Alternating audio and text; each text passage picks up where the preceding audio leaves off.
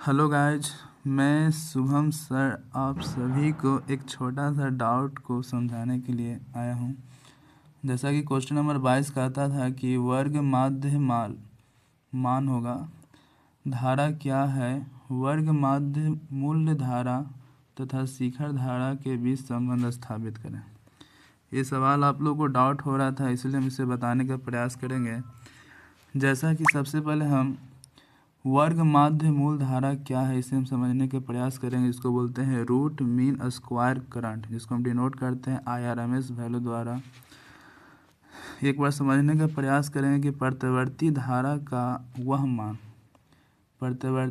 का वह मान जो किसी प्रतिरोध में उतना ही समय उत्पन्न करता है जितना कि उसी समय में उसी प्रतिरोधक में एक स्थित दिष्ट धारा उत्पन्न करता है, उसे वर्ग माध्य मूल धारा कहते हैं। कहने का अर्थ है कि जब किसी प्रतिरोध में प्रत्यावर्ती धारा जितना समय के लिए प्रवाहित किया जाता है तो उत्पन्न प्रतिरोध का मान उतना ही समय में दिष्ट धारा प्रवाहित करने से होता हो, तो ऐसे करंट को वर्ग माध्य मूल धारा कहते हैं। इस AC प्रभावित मान या इफेक्टिव वैल्यू भी कहते हैं। जैसा कि वर्ग माध्य मूल धारा को हम IRMS द्वारा डिनोट करेंगे और शिखर धारा को I0 द्वारा डिनोट करेंगे। ये दोनों के बीच का संबंध भी पूछ रहा था कि IRMS वैल्यू और I0 के बीच का संबंध क्या होगा।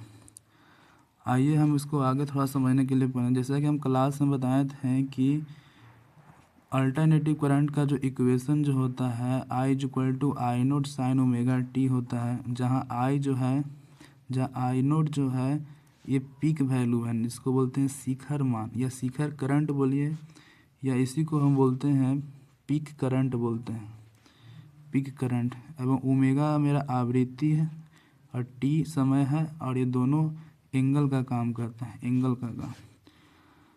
इसी प्रकार हम आगे बढ़ने का प्रयास करेंगे समय न बर्बाद करते हुए। जैसा कि इसका डेरिवेशन भी देखना हम लोग को, तो वहाँ पर हम वर्ग माध्य मूल धारा को हम IRMS कह रहे हैं। जैसा कि यहाँ पर IRMS वैल्यू जिसको रूट मीन स्क्वायर और शिखर वैल्यू को हम I0 द्वारा डिनोट किए हैं। बीच में संबंध व्युत्पत्ति यानी डेरिवेशन हम लोग अभी देखने वाले हैं। ये क्लास में हम चर्चा किए थे कि अल्टरनेटिव करंट का जो इक्वेशन जो होता है वो होता है I=I0 sin थीटा, लेकिन थीटा के जगह पर ओमेगा t लिखे हैं इसलिए क्योंकि इसे हमको बार बार लिखना ना पड़े। ठीक है, अब आगे बढ़ते हैं कि वर्ग माध्य मूल धारा की परिभाषा। वर्ग माध्य मूल धारा की परिभाषा के अनुसार यह धारा वर्ग के माध्य के वर्गमूल होता है।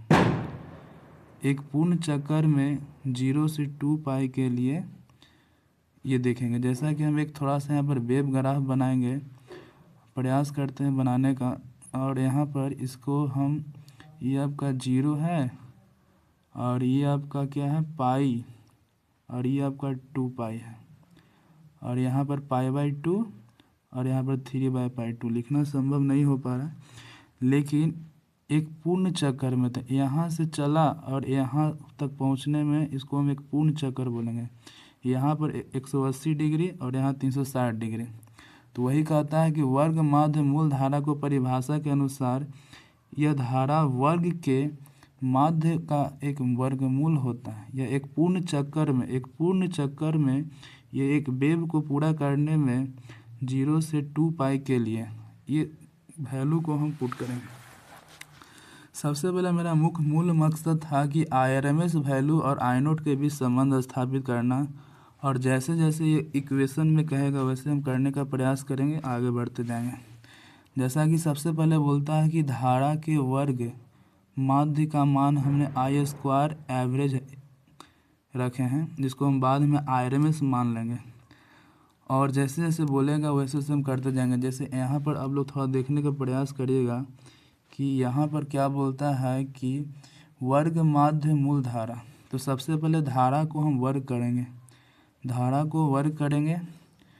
और माध्य, तो माध्य कहने का मतलब है कि ये जो कर्व लाइन जो है ना, ये कर्व लाइन है और इसका माध्य ज्ञात करने के लिए हमको इंटीग्रेशन करना पड़ेगा। और कहाँ से कहाँ तक, तो 0 से लेकर 2 पाई, 0 से लेकर 2 पाई। और इसका 1/2 पाई लिखेंगे यहाँ पर, क्योंकि एक पूर्ण चक्कर का बात करता है। और यहाँ पर माध्य हो गया। मूल कहने का मतलब है इस पर रूट चढ़ा हुआ था, इस पर हम रूट चढ़ाए हुए थे। जैसे कि यहाँ पर रूट हम चढ़ा सकते हैं, लेकिन यहाँ रूट के बदले इस तरफ हम स्क्वायर लिख दिए। ये बात आप लोगों को समझ में आ गया होगा। इसको हम हटा देंगे, इसको हम हटा के आगे बढ़ना प्रयास करेंगे।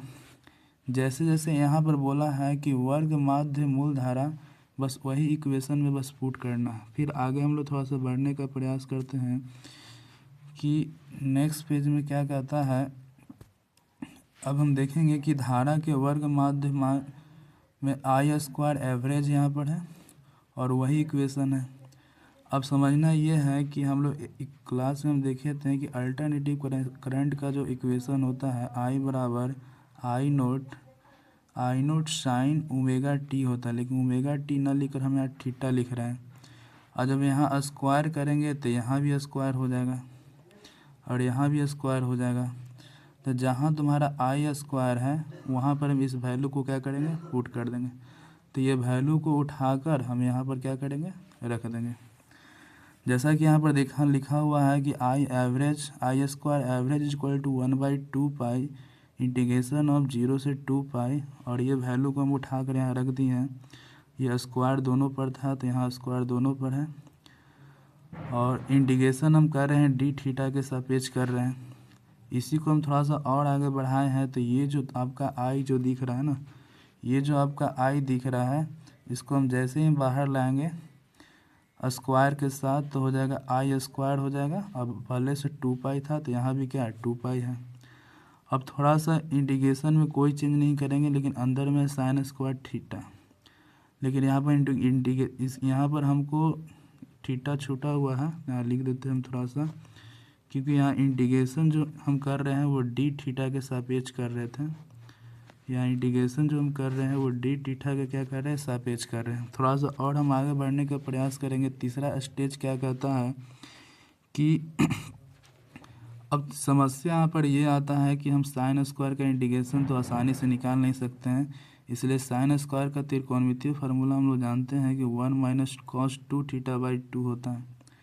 थोड़ा सा और आगे बढ़ेंगे, कुछ नहीं, साइन स्क्वायर जहाँ पर लिखा हुआ था वहाँ पर इसका वैल्यू को उठाकर हम क्या करेंगे, रख देंगे।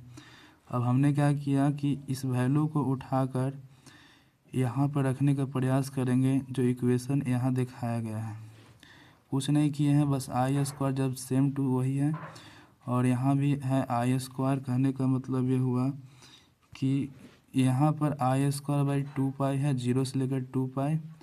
और बस जहाँ साइन स्क्वायर था वहाँ पर हम इस पूरे वैल्यू को उठाकर हम क्या कर दिए, यहाँ रख दिए। बस ये हो गया आपका। थोड़ा सा यहाँ पर समझने का प्रयास करेंगे। इसलिए किए थे ताकि हमको इंटीग्रेशन करना आसान हो जाए। थोड़ा सा और हम आगे बढ़ने का प्रयास करेंगे। नेक्स्ट क्या कहता है कि अब हम देखते हैं कि जैसे हम क्या करेंगे, बस यहाँ भी यही बात है कि बस साइन स्क्वायर के जगह पर हमने क्या किया था, ये चीज़ को हमने चिपका दिया था। अब यहाँ पर क्या करना है हमको कि ये जो दो आपको जो दिख रहा है ना, ये जो दो दिख रहा है इसको कांस्टेंट है तो हम बाहर निकाल देंगे। तो होगा क्या ना कि यहाँ जो आपका 2 पाई था तो अब यहाँ कितना हो जाएगा, 4 पाई हो जाएगा, क्योंकि 2 बाहर निकल गया। अब इसको इंटीग्रेशन करना है तो 1 का इंटीग्रेशन करिएगा डी थीटा के सापेक्ष, तो 1 का इंटीग्रेशन आपका थीटा हो जाएगा। 1 का इंटीग्रेशन क्या हो जाएगा, थीटा हो जाएगा। और cos 2 थीटा का इंटीग्रेशन cos थीटा का इंटीग्रेशन साइन थीटा, और 2 थीटा है तो 2 क्या हो जाएगा, नीचे चलेगा। और लिमिट आपका कहाँ से कहाँ तक रहेगा, 0 से 2 पाई। तो जब हम 2 पाई को रखते हैं तो साइन 4 पाई बन जाएगा। जैसे मान लिया जाएगा जब लिमिट आप पुट करिएगा तो यहाँ पर 2 पाई के जगह पर रखिए, थीटा के जगह पर 2 पाई रखेंगे हम लोग। तो ये जो 2 थीटा जो दिख रहा है वो थीटा का जब 2 पाई रखेंगे तो ये हो जाएगा 4 पाई। और हम जानते हैं कि हम जानते ये है कि साइन के साथ पाई लगेगा, कितना भी पाई उसका वैल्यू 0 होता है। इसलिए ये वाला जो पोर्शन जो हो जाएगा ना, ये जो वाला हो जाएगा वो 0 हो जाएगा लिमिट पुट करने के बाद।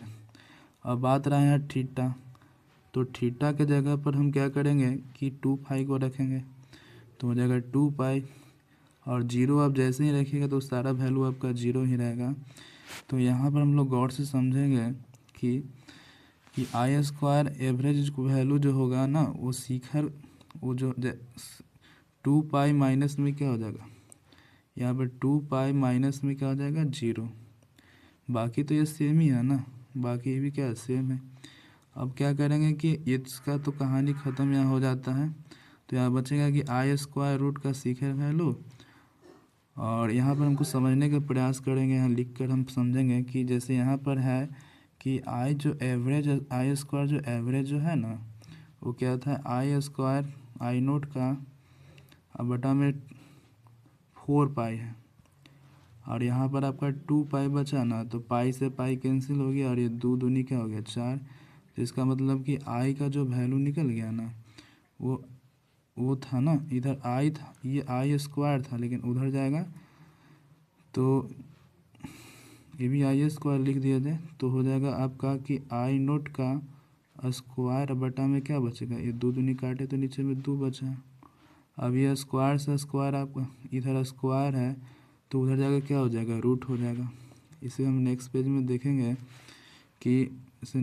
देखेंगे जैसा कि अभी हम देखें कि I square is equal to जो था ना वो एवरेज वैल्यू था यहाँ पर ना, एवरेज वैल्यू यहाँ पर था आई नोट का स्क्वायर बाई क्या था 2 था। ये स्क्वायर है तो उधर जाके क्या हो जाएगा, उधर जाके मेरा रूट हो जाएगा। स्क्वायर है तो उधर जाके मेरा रूट हो जाएगा, तो रूट अंडर आपका हो जाएगा क्या, हो जाएगा आपका आई नोट बाई क्या हो जाएगा √2 हो जाएगा। और यह स्क्वायर भी है ना, तो स्क्वायर से क्या हो जाएगा, स्क्वायर से रूट तो कैंसिल हो जाएगा, स्क्वायर से ये जो मेरा रूट है वो क्या हो जाएगा कैंसिल हो जाएगा। तो इसीलिए हम बोल सकते हैं कि जो मेरा IRMS मान जो होगा ना, IRMS मान जो होगा वो होगा कि आई नोट, ये जो शिखर वैल्यू है ना पीक करंट जिसको हम बोलते हैं, और बटा में ये दोनों पर रूट था लेकिन ये √2 पर तो रूट होगा है।